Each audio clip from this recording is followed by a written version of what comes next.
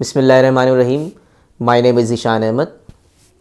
अपने channel conceptual physics में हम अपनी वीडियो पार्ट थ्री की तरफ मूव करेंगे और पार्ट 3 में हम मूव करने से पहले थोड़ा सा मैं रिव्यू कर दूं। टॉपिक हमारा चल रहा था फोटो इलेक्ट्रिक इफेक्ट का, और फोटो इलेक्ट्रिक इफेक्ट को हम फोटो इलेक्ट्रिक एमिशन भी कहते हैं।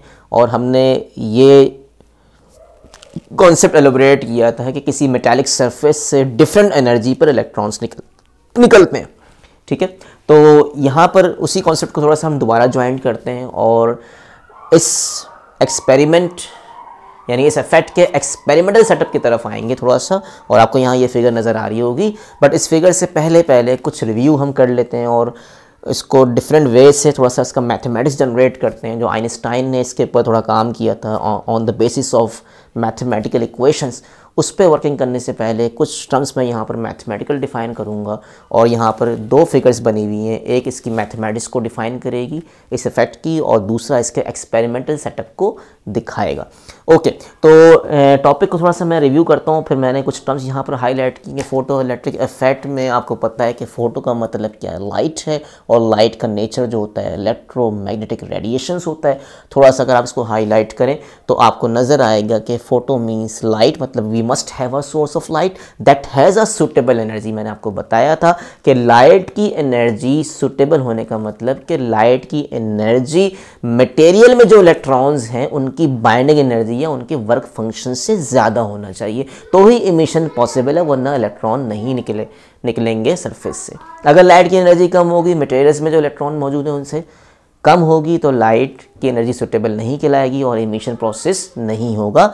ये बात हमने लास्ट वीडियो में एंड की थी और पोटेंशियल वेल के कॉन्सेप्ट्स को लेते हुए इसका हमने एलोबरेट किया था। ओके, तो यहाँ मैंने ये लिखा है कि फोटो मीन लाइट हो गया, इलेक्ट्रिक इफेक्ट का मतलब कि we are creating electrical current generated, यानी फोटो इलेक्ट्रिक इफेक्ट में लाइट की वजह से इलेक्ट्रॉन्स को निकालते हैं, फिर ख़ास मेथड के थ्रू इलेक्ट्रॉन को मूव करवाते हैं और इलेक्ट्रॉन का फ्लो पॉसिबल करवाते हैं। आपको पता है कि rate of flow of charges current बनाता है, तो जो चार्जेस या इलेक्ट्रॉन्स फ्लो करेंगे वो करंट बनाएंगे। तो basically we are creating a electric current that is generated by this effect. ठीक है, तो ये थोड़ा सा मैंने समरी बता दी, इतना हम पढ़ चुके थे।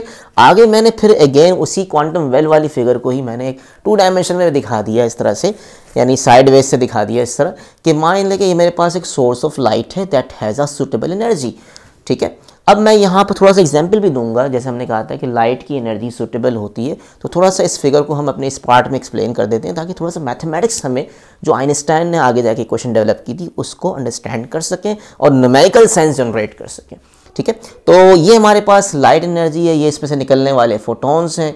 Photons have a characteristic energy. ये मैंने यहाँ पर इसका वेव पल्स दिखा दी है। ये मैंने वेव पल्स के रिस्पेक्ट से उसके लाइट के फोटॉन्स पैकेट ऑफ एनर्जी दिखा दी है, जो कि they are incident, they are falling, they are exposing on that metallic surface.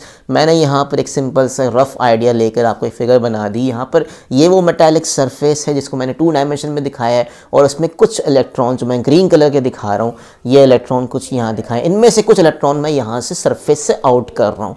अब ये अपने इलेक्ट्रॉन अपने आप नहीं बाहर आ रहे, ज़ाहिर है हमें एनर्जी चाहिए, तो हमने यहाँ पर ये फोटॉन्स को, इस पर लाइट को शाइन किया। लाइट के फोटॉन्स जाके हिट करते हैं और अपनी एनर्जी एब्जॉर्ब करवाते हैं। हमने पढ़ा था ऑल और नन प्रोसेस, ये वो फेमस लाइन है जो थ्योरेटिकल एस्पेक्ट्स के अंदर दी गई है फोटो इलेक्ट्रिक इफेक्ट के लिए। और ऑल और नन प्रोसेस मैंने आपको दोबारा बता देता हूँ कि ये लाइन का मतलब है, ऑल और नन प्रोसेस का मतलब either the photon gives whole energy to the electron और no energy to the electron.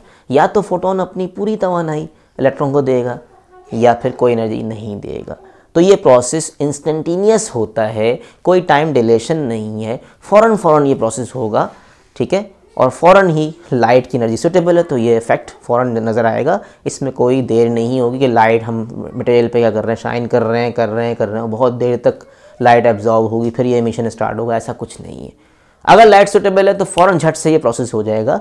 ये कॉन्सेप्ट हमने जनरेट किया था। ओके, तो जो लाइट है उसके फोटॉन्स क्या हैं, टकरा रहे हैं। यहाँ पर मान लेते हैं ये इलेक्ट्रॉन जो सरफेस में मौजूद है, आपको बताया था कि डिफरेंट एनर्जी से इलेक्ट्रॉन निकलते हैं, तो मैंने यहाँ पर यही दिखाया कि जो इलेक्ट्रॉन निकल रहे हैं जिनको हम फोटो इलेक्ट्रॉन्स कहते हैं वो डिफरेंट काइनेटिक एनर्जी से मूव करके बाहर आते हैं, डिफरेंट स्पीड से आते हैं। तो जो फास्टेस्ट इलेक्ट्रॉन आ रहा है वो ये वाला है, क्योंकि ये सरफेस से बिल्कुल करीब है। तो मान लें इसकी एनर्जी कितनी है, हमारे पास 10 इलेक्ट्रॉन वोल्ट है, मिसाल दे दी मैंने। इस तरह ये इलेक्ट्रॉन काफ़ी अंदर से आ रहा है तो ये 6 इलेक्ट्रॉन वोल्ट है। इस तरह हमारे पास ये इलेक्ट्रॉन वोल्ट जो है ये 9 इलेक्ट्रॉन वोल्ट से आ रहा है। तो मकसद कहने का यहाँ पर ये है कि 10 इलेक्ट्रॉन वोल्ट जो है हमारे पास सबसे ज़्यादा एनर्जी रखता है, तो इसकी काइनेटिक एनर्जी क्या है, मैक्सिमम है। ये ज़रा अंदर वाली साइड से आ रहा है तो इसकी 6 है, ये ज़रा सा आगे है तो ये 9 से आ रहा है, तो ये 10 है, ये 9 है, ये 6 है। मतलब मैं बताने का मकसद पर यही है पहले की तरह कि डिफरेंट काइनेटिक एनर्जी से इलेक्ट्रॉन निकलते हैं, क्योंकि इलेक्ट्रॉन डिफरेंट लेयर्स में ट्रैप्ड होते हैं, कुछ अंदर हैं कुछ बाहर हैं। तो we have different kinetic energy of the ejected electrons, they are known as photo electrons. फिर हम करते क्या है, ये तो हमने एक सिंपल सा एक रफ आइडिया लिया। अब इसमें जो हमारे पास लाइट की एनर्जी सुटेबल है उसके लिए हम लाइट की एनर्जी को शो किससे करते हैं, हम लाइट को कैरेक्टरिस्टिक डिफाइन करते हैं। लाइट, क्योंकि हम आगे ग्राफ पढ़ने हैं तो हम कुछ टर्म्स को यहाँ जान लेते हैं मैथमेटिकली। ये लाइट की एनर्जी है, ये लाइट का फ्रीक्वेंसी है, ये लाइट का वेवलेंथ। एक लाइट की कैरेक्टरिस्टिक उसकी खासियत ये है कि हम लाइट को उसकी एनर्जी से या फ्रीक्वेंसी से या वेवलेंथ से पहचानते हैं।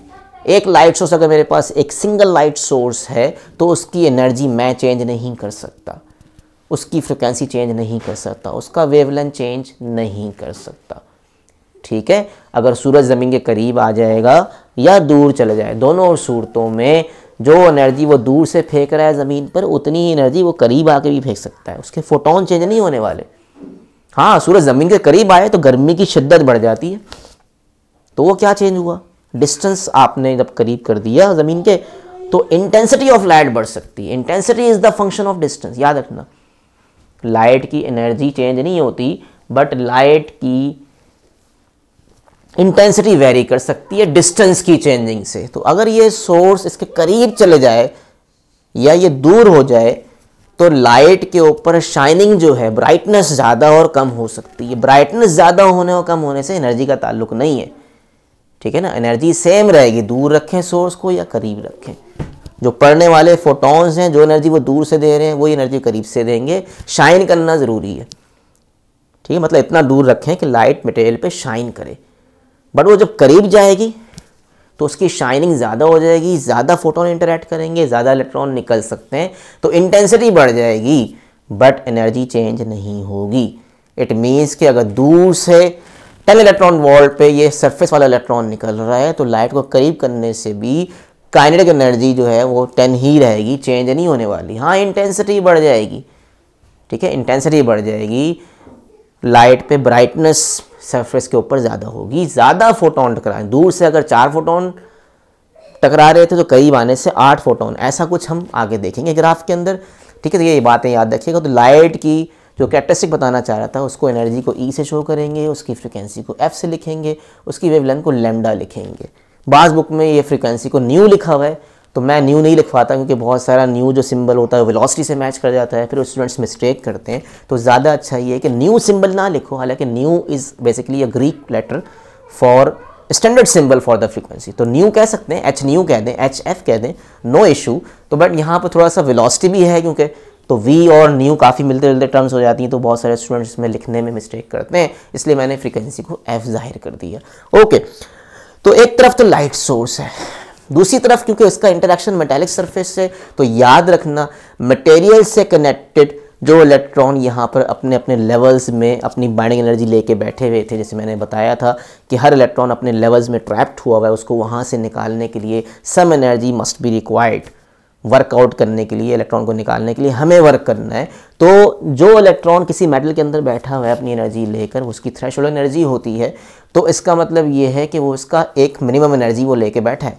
उससे ज़्यादा की एनर्जी लाइट के पास आएगी तो हमारे पास फोटो इलेक्ट्रिक एमिशन होगा, जो कि सुटेबल एनर्जी के लिए बताया मैंने। इसका मतलब ये कि ये जो हमारे पास मेटालिक सरफेस जो है या मेटल से कनेक्टेड जो भी एनर्जी है उसको मैंने इस ई के कंपैरिजन में क्या लिखा है, ई नोड लिखा है। इसी ई नोड को हम फाई नोड ही कहते हैं, जो मैं कह रहा था वर्क फंक्शन या binding energy of the material. तो वर्क फंक्शन के नाम से ये इस टॉपिक में नजर आएगा। तो ई नोड को आप फाई नोड लिखोगे, और जब भी फाई नोड आएगा ये असल में क्या है, मटेरियल की थ्रेशहोल्ड एनर्जी भी कहला सकती है, और इसी को हम work function of the metal या मटेरियल कह सकते हैं। तो याद रखना, फाई नोड मैंने ऊपर लिखा है थ्रेशहोल्ड या मिनिमम या क्रिटिकल भी कहते हैं। बहुत सारे नाम है, मैंने तीनों लिख दिए हैं ताकि न्यूमेरिकल करने में आपको डाटा बनाने में प्रॉब्लम ना हो। तो ये ई नोड हो गया, ये एफ नोड हो गया, ये लैम्डा नोड हो गया, मतलब threshold energy, threshold frequency, threshold या क्रिटिकल वेवलेंथ। ठीक है, तो ये हमारे पास आ गया। ये मैंने ऐसे लिख दिया, रफली लिख दिया कि सोडियम का मेटल है और इसका वर्क फंक्शन कितना है, 12 है। फिर मैंने यहाँ पर वही कॉन्सेप्ट लिखा कि 12 इलेक्ट्रॉन वोल्ट है, मतलब 12 से नीचे की लाइट सोर्स इस मेटालिक सरफेस से इलेक्ट्रॉन को नहीं निकाल पाएगी। तो 12 से ज़्यादा की एनर्जी, तो मैंने यहाँ पर यही लिखा है, देखो गौर से, अगर थोड़ा सा आप जूम करें तो ये मेरे पास फ़र्ज़ कर लें 2 सोर्स हैं, इन दोनों में से कौन सी एनर्जी सुटेबल है। सुटेबल इन व्हाट सेंस कि या ये पहली एनर्जी वाली लाइट जो है, इसको मैंने आर कलर लिखा है, आर फॉर रेड लाइट। मान लो रेड लाइट है, लाइट को उसके कलर से डिफ्रेंशिएट करते हैं, जैसे जैसे लाइट के कलर चेंज करोगे उसकी एनर्जी चेंज हो जाएगी। तो समझाने के लिए कि मान लें फर्स्ट सोर्स मेरे पास है रेड लाइट, मैं जब रेड लाइट को इस पर एक्सपोज करता हूँ, शाइन करता हूँ, तो रेड लाइट से कोई इलेक्ट्रॉन यहाँ से बाहर नहीं निकलेगा। क्यों नहीं निकलेगा? क्योंकि ये 10 कम है और 12 ज़्यादा है। 12 इलेक्ट्रॉन वोल्ट से ज़्यादा की एनर्जी दूंगा तो इलेक्ट्रॉन यहाँ से बाहर आएगा, वरना नहीं आएगा। यही कंडीशन मैं बताना चाह रहा था। अच्छा, फिर हमारे पास क्या है, यहाँ पर दूसरा सोर्स जो है ग्रीन लाइट है। ग्रीन लाइट ज़बरदस्त एनर्जी की लाइट है, इसमें तकरीबन 22 इलेक्ट्रॉन वोल्ट की एनर्जी रखता है। 22 is much more greater than that is 12। तो 22 ज़्यादा है, 12 कम है। 22 में से आप 12 माइनस कर दें तो वो इलेक्ट्रॉन जो बिल्कुल सरफेस पे बैठा हुआ है, फ़र्ज़ करें, वो बाहर आ गया। तो आप 22 में से 12 एब्जॉर्ब करवा लेंगे, बाकी जो एनर्जी आएगी कहाँ चली गई। कंजर्वेशन ये कहता है कि 22 में से 12 तो खर्च हो गई वर्क फंक्शन में, मान लें क्योंकि ये वर्क फंक्शन है। तो 22 में से 12 खर्च हो गई, बाकी इलेक्ट्रॉन की एनर्जी कहाँ गई? वो इलेक्ट्रॉन को मूव करवा रही है with some kinetic energy which is maximum, कह सकता हूँ मैं, रिगार्डिंग दिस फिगर। ठीक है ना। तो ये इसलिए लिखा था कि energy must be greater than the threshold energy, या energy of the light must be greater than the work function of the material. Different materials के डिफरेंट कांस्टेंट वर्क फंक्शन होते हैं एट अ कांस्टेंट टेम्परेचर। अगर metal को एक ख़ास standard temperature पे रखेंगे तो तमाम मेटल्स के ये वर्क फंक्शन कांस्टेंट रहते हैं एक कांस्टेंट टेम्परेचर पर। ठीक है, ये भी याद रखें। अच्छा भाई, अब तो ये वीडियो का यहाँ तक हम पार्ट को एंड करते हैं, और यहाँ तक वीडियो के पार्ट को एंड करने के बाद ये जो मैथमेटिकल टर्म लिखी थी ई, एफ एंड लैम्डा, और ई node, F node, lambda node, photo electric effect एक एनर्जी डिपेंडेंट प्रोसेस है, इस पर हम इंशाल्लाह बात करेंगे। और ये अभी हमने इसको डिफ्रेंशिएट किया एनर्जी के लिहाज से। ठीक है, बाद में हम एनर्जी वाइज बात कर लें या फ्रीक्वेंसी वाइज बात कर लें। क्यों एनर्जी की बात कर लें तो energy of the light must be greater than the threshold energy, या हमारे पास क्या है, frequency of the light source वो भी बड़ी होनी चाहिए किससे, मटेरियल की थ्रेशहोल्ड फ्रीक्वेंसी से। ठीक है ना। तो इस तरह से आप कहीं पर एनर्जी वाइज बात कर सकते हैं। इस तरह फोटो इलेक्ट्रिक इफेक्ट में लाइट का फ्रीक्वेंसी मटेरियल में जो इलेक्ट्रॉन बैठे हुए हैं उनकी फ्रीक्वेंसी से ज़्यादा होगा, जैसे थ्रेशहोल्ड फ्रीक्वेंसी कहते हैं। लाइट की फ्रीक्वेंसी ज़्यादा होनी चाहिए मटेरियल में, मटेरियल के इलेक्ट्रॉन की फ्रीक्वेंसी से, तो एमिशन स्टार्ट होगा। ठीक है, तो एनर्जी वाइज जो बात कर रहे थे वो फ्रीक्वेंसी वाइज बात भी कर सकते हैं, क्योंकि एनर्जी और फ्रीक्वेंसी एक साथ साथ चलते हैं। वेवलेंथ के लिहाज से लाइट की वेवलेंथ कम होनी चाहिए, मटेरियल की वेवलेंथ ज़्यादा होनी चाहिए। वेवलेंथ के लिहाज से हमारा एक्सपेक्ट क्या है, लेसर और ग्रेटर में चेंजेस आ जाएंगे, रिवर्स हो जाएगा कॉन्सेप्ट। ठीक है, तो यहाँ तक हमारे पास वीडियो का ये पार्ट 3 एंड हुआ है। पार्ट 3 के एंड के बाद पार्ट 4 में हम इसके एक्सपेरिमेंटल सेटअप पर आएंगे, और ये जो फिगर नीचे बनी हुई है इसको एक्सप्लेन करेंगे, और जो एक्सपेरिमेंट था ओरिजिनली जो आइंस्टाइन ने करवाया था वो हम परफॉर्म करेंगे यहाँ पर। इसको इस फिगर के रिगार्डिंग थोड़ा सा कंस्ट्रक्शन एंड ज्योमेट्री समझेंगे कि फोटो इलेक्ट्रिक एमिशन असल में कैसे होता है थ्रू द एक्सपेरिमेंट। तो यहाँ तक वीडियो के पार्ट 3 को एंड करते हैं, और पार्ट 4 में इंशाल्लाह एक्सपेरिमेंटल सेटअप पर आएंगे। ठीक है, तो यहाँ तक वीडियो को एंड करते हैं, और पार्ट 4 के लिए आप लोग फिर स्टार्टअप रखिएगा। Thank you very much and अल्लाह हाफिज़।